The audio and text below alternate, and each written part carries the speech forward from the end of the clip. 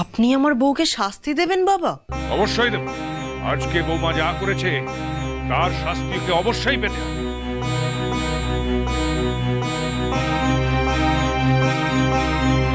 ছোট ছোট উনি কি করছেন এটা? উনি যে বলছেন বৌমাকে লাঠি দিয়ে মারবেন। ছোট ওনার যা মাথা গরম হয়েছে না, মনে হচ্ছে এত সহজে উনি শান্ত হবেন না। বৌমার পর খুব চটেছেন রে। উনি যে চটে আছেন সেটা তো অস্বাভাবিক কিছু নয়। তাই বলে মারবেন বল?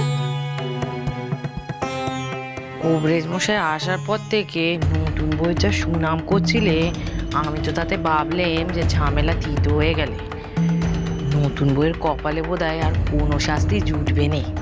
তো এখন তো দেখছি ঝামেলা আরো বাড়বে। ফোনে ও কি করছিস তুই? নাট বইয়ের দিকে নাটিটা বাগিয়ে ধরেছিস? মা, নতুন বৌমা যা করেছে তার শাস্তি তো তাকে পেতেই হবে।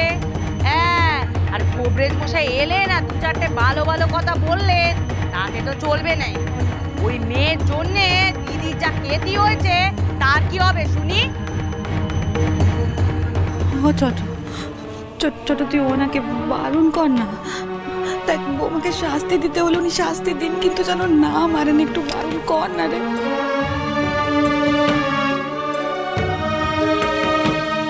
বেশ বাবা, আপনার যদি মা পিসিমাদের মতো মনে হয়ে থাকে যে আমার বউ মুসুরের ডাল খাইয়ে ভুল করেছে, তাহলে আপনি আমার বউকে না আমাকে শাস্তি দিন।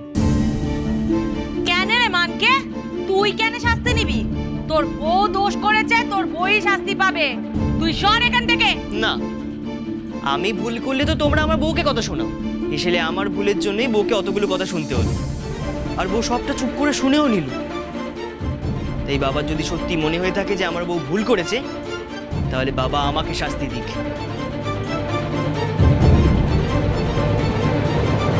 চলে যা মানকে, এখান থেকে চলে যা। না, আমি যাব না।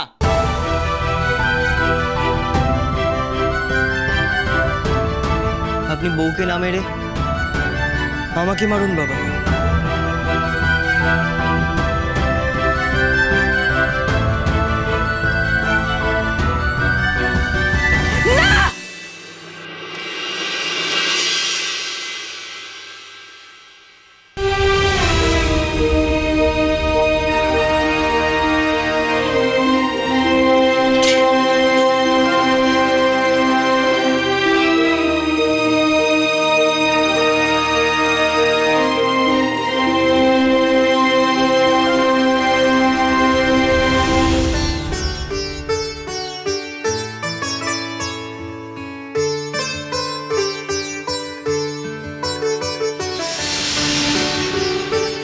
যে মেয়ে আমার বোনের প্রাণ বাঁচিয়েছে, এত বুদ্ধিমত্তার পরিচয় দিয়েছে, তাকে আমি মারবো সেটা তুই ভাবলি কি করে মানকে?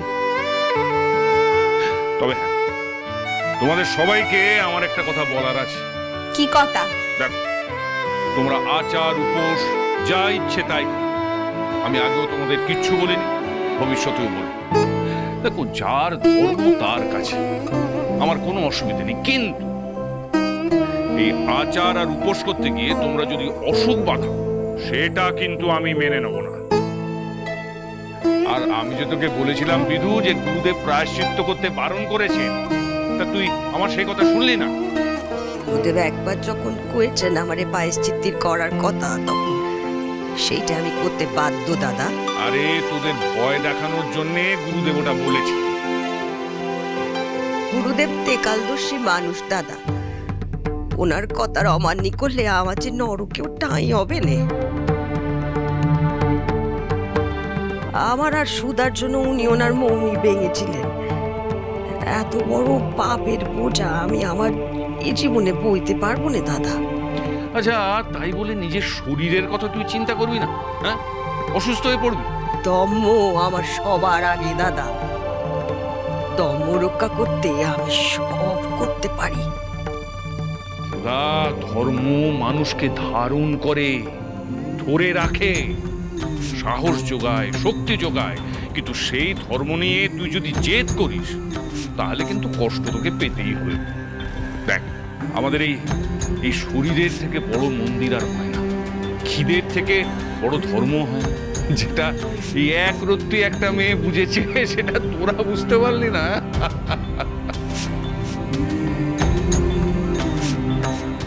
ও মা, পুজো আচ্চা উপোস তাপাস ছেড়ে আগে নিজেদের পেটের কথা ভাবলে তো চলবে না মেয়েদের। আগে দম রক্ষা করার কথা ভাবতেই হবে। তাছাড়া এই উপোস নিয়ম আচার এসব তো আজকের নয়, সে আদিকাল থেকে তো সবাই মেনে চলেছে। আর এসব নিয়ম আচার উপোস এসব মেয়েদের জীবনের অঙ্গ গো। আরে বাবা, আমি তো কিছু মানতে বাধা দিচ্ছি না, শুধু বলছি তোমরা তোমাদের শরীরের দিকটা একটু দেখো। এই উপোস করতে গিয়ে তোমরা যদি অসুস্থ হয়ে পড়ো তাহলে তো পুজোটাও করতে পারবে না, কষ্ট পাবে। ভগবান কেলেই আমাদের খাওয়া দাদা। যে উপাসনায় নিষ্ঠা নাই আর যে নিষ্ঠায় যন্ত্রণা নাই, সে পুজো কিসের পুজো দাদা? বিধু, শাস্ত্র আমিও কিছুটা জানি। মা কালীর নিত্য সেবা করি। আমাদের শাস্ত্রে কোথাও লেখেনি যে নিজেকে যন্ত্রণা দিয়ে, নিজেকে কষ্ট দিয়ে ঈশ্বরের পুজো করতে হয়। আরে বাবা, ভক্তদের যেমন ঈশ্বরকে দরকার, ঈশ্বরেরও দরকার ভক্তকে। আরে ভক্তই যদি না থাকবো তাহলে ঈশ্বরের পুজো করবে কে? রাঙা পিসি, মা বড় মা, খালি পেটে ধর্ম হয় না। এই শোনো, তুমি দেখছি সব জেনে বসে আছো, এত বড় বড় কথা বলছো কার ভরসায় শুনি? স্বামীজির ভরসায়। এই কথা আমি বলিনি মা, স্বয়ং স্বামী বিবেকানন্দ বলেছেন। এই সার কথাটা যেদিন তোমরা সবাই বুঝতে পারবে, সেদিন এই আড়ম্বরের বজ্র আটুনি আর থাকবে না। আর ভগবানের কথা যদি আমি ছেড়েও দিই, তোমরা তো এই বাড়ির বেটা ছেলেদের খাওয়ার শেষ না হওয়া পর্যন্ত ওই মিনু সাবুদের উপোস করিয়ে রাখবে। সেইটা অন্য কথা। আর তুমি তো দেখছি মুড়ি মুরগিকে মিশিয়ে এক করে দিচ্ছ।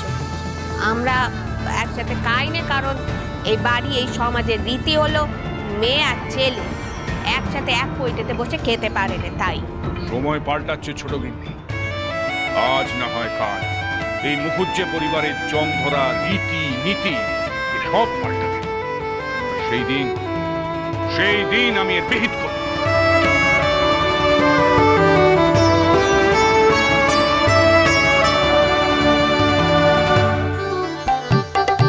কপাল করে বাপ পেয়েছি একটা, যেমন হাতের তাপট তেমন গলার। অবশ্য পৃথ্বীরাজের বাপ বলে কথা, এমন তেজ না হলে মানায়।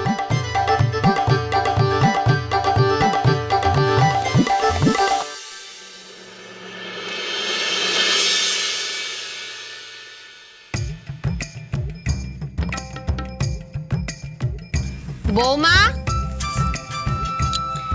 এসেলের জ্বালানি বারণ তো, কদিনের মধ্যেই শেষ হয়ে যাবে। চটপট ঘুটে দিয়ে দাও তো, আজ রোদটাও ভালো উঠেছে, 2-3 দিনের মধ্যে শুকিয়ে যাবে।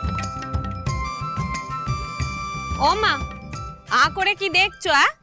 ঘুটেটা দাও, এইটাও তোমার পরীক্ষার একখানা অংশ। ও ছোট বৌদি, সরো সরো সরো দেখি। বাবা গো, এই যে নিয়ে এসেছি, গোবর এনেছি। গোবরের গন্ধে আবার নাক সিট করছে। ও ছোট বৌদি, তুমিও পারো বটে, কাকে দেখছো রাজার পাট, ওর ক্ষমতা আছে এই গুটে দেওয়ার, ও পারবে না। পারতে ওকে হবেই, পরীক্ষা যখন ও দেবে বলেছে তখন এই মুকুজ্জে বাড়ির বউরা যা যা করে ওকে তাই তাই করতে হবে। এরপর এ বাড়িতে এসে বাড়ির জ্বালানি বারণ তো হলে আমি দিদিও গুটে দিয়েছি, তাই ওকেও দিতে হবে। আমিও তো তাই চাই, এই মেয়ে গুটের দিক। শ্রীমান পৃথ্বীরাজ।